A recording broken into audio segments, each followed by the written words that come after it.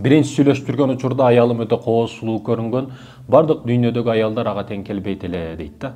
Анан кичине убакыт өттү, үйлөндүк, тойдон кийин башка аялдарды көрө баштадым, аялымдан дагы кичине сулуураак экен дейт да.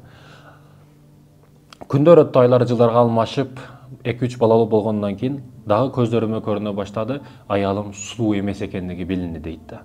Арадан жылдар өттү, 5 перзенттүү болдук, аялым өзүнө карабай койду, балдары менен алек болуп калды, мен дагы башкаларды карашты баштадым. Ошол учурда түшүндүм, бардык аялдар менин аялымдан сулуу экендигин түшүндүм дейт да. Айтайын деген маселе не, урматтуу мекендешим? Бирөөлөр бар, өзүнүн алдындагы кадыр бартуу аялын кадырын билбейт да. Биринчи көргөндө, биринчи учурашкан учурда бактылуу кылам деп алган. Энди сен аны илкең алганыңдан кийин кааласаң, каалабасаң бактылуу кылышка мажбурсуң. Анда эмне үчүн алдың? Суроо. Сиздин аялыңызга клиенттер көп эле, кудалар, жуучулар көп эле. Эгер сиз бактысыз кыла турган болсоңуз, жоопко тартыласыз өтө каттуу. Анда эмне үчүн үйлөндүңүз ага? Бактылуу кылам деген өтө толтура эле, көп эле. Бирок сен алдыңбы? Демек сен бактылуу кылышың керек. Кааласаң, каалабасаң.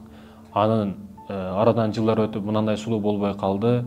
Башка аялдарга караганда мен аялым жаман экен, башка экен, салыштыруу башталат. Көздүн зинасын өтө каттуу кетирет.